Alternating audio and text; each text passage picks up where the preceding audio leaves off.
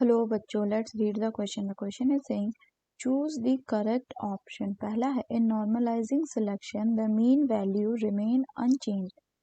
दूसरा है prokaryotes evolved from eukaryote. तीसरा है natural selection is done when nature apply pressure and fittest individual gets selected. Similarly, artificial selection can also be done and best example are animal husbandry and plant breeding.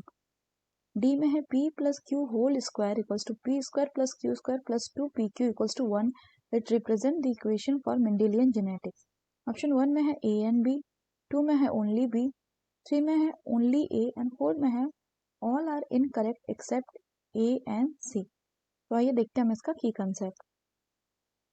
तो अगर हम बात करें इसके की concept की, इसका की कंसेप्ट हो जाएगा नेचुरल सिलेक्शन. अगर हम नेचुरल सिलेक्शन की बात करें तो नेचुरल सिलेक्शन वो प्रोसेस होता है जिससे कि नेचर क्या है कि जो डिजायरेबल ट्रेट है या डिजायरेबल कैरेक्टर है उसको फेवर करता है एंड अनडिजायरेबल को एलिमिनेट कर देता है. तो जनरली नेचुरल सिलेक्शन जो है ये क्या लीड करता है? इट लीड्स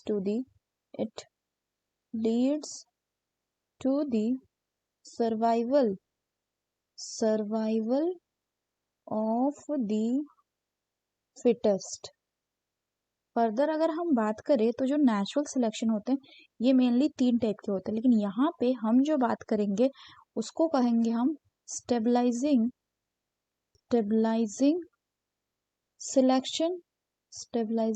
सिलेक्शन या इसी को हम कहते हैं normalising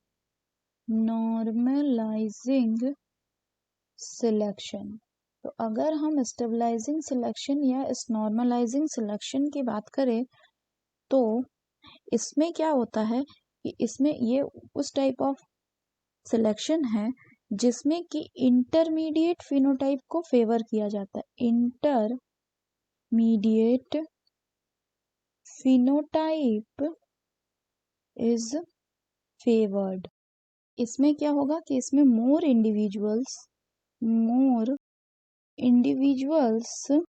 acquire the mean character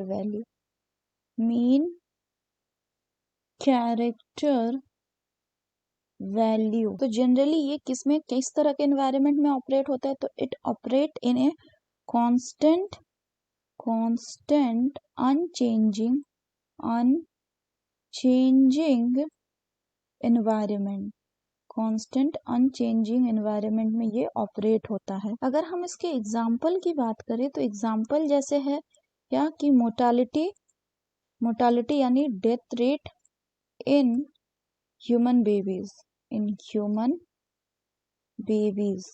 अगर फर्दर बात करें तो होता क्या है कि ह्यूमन बेबीज जो बॉर्न होते हैं उनका ऑप्टिमम बर्थ वेट ये कितना होता है? ये होता है अराउंड आपका 7.3 पाउंड्स, या इसको हम कह सकते हैं कि 6.6 से 8.8 पाउंड्स तक. और ये अगर इतने के बीच में जो वेट है वो रहता है तो ये क्या फेवर करेगा? ये फेवर करेगा स्टेबलाइजिंग सिलेक्शन को. लेकिन अगर कोई भी बेबी है जिसका बर्थ वेट जो है वो 5.5 पाउंड से लेस रहता है, कम रहता है, एंड 10 पाउंड से ज्यादा रहता है, मोर. ऐसे केसेस में हमें क्या देखने को मिलता है? ऐसे केसेस में हमें हाईएस्ट मोर्टालिटी रेट देखने को मिलता है. तो अगर हम क्वेश्चन की बात करें तो क्वेश्चन में बोल रहा है कि हमें करेक्ट ऑप्शन चूज करना है. तो पहला है कि नॉर्मलाइजिंग सिलेक्शन में जो मीन वैल्यू होगा वो अनचेंज रहेगा, वो चेंज नहीं होगा. तो ये बिल्कुल करेक्ट स्टेटमेंट है कि मीन वैल्यू इसमें कंजर्व रह जाता है. दूसरा बोल रहा है कि प्रोकैरियोट जो ये इवॉल्व किया यूकैरियोट से, तो ये गलत है क्योंकि eukaryotes have evolved from prokaryotes. तो सो दिस इज रॉन्ग. सी बोल रहा है कि नेचुरल सिलेक्शन तब होता है जब नेचर अप्लाई करता है प्रेशर का, जो फिटेस्ट इंडिविजुअल है ये सिलेक्ट होता है। तो अभी हमने देखा कि नेचर वैसे इंडिविजुअल्स को सिलेक्ट करते हैं जो कि फिट है, यानी रिप्रोडक्टिव फिटनेस की यहाँ पे बात हो रही है, जो अपने जीन को अपने नेक्स्ट जनरेशन में ट्रांसफर कर सकता है। दूसरा बोला गया इसी में कि आर्टिफिशियल सिलेक्शन भी डन किया जाता है सेम वे में, और इसका best example animal husbandry and plant breeding है। तो ये भी बिल्कुल सही है कि आर्टिफिशियल सिलेक्शन का एग्जांपल है animal husbandry and plant breeding, यानी ये सही है। इसके बाद बोला गया P plus q square equals to P square plus q square plus 2PQ equals to 1। ये मेंडेलियन जेनेटिक्स को रिप्रेजेंट करते हैं, ये बिल्कुल गलत है क्योंकि ये रिप्रेजेंट करता है हार्डी वेनबर्ग इक्विलिब्रियम को। So the correct option will be option 4, that is सारे के सारे गलत है, all are incorrect except A and C। That's all for the question बच्चों, hope you understood it well, best of luck.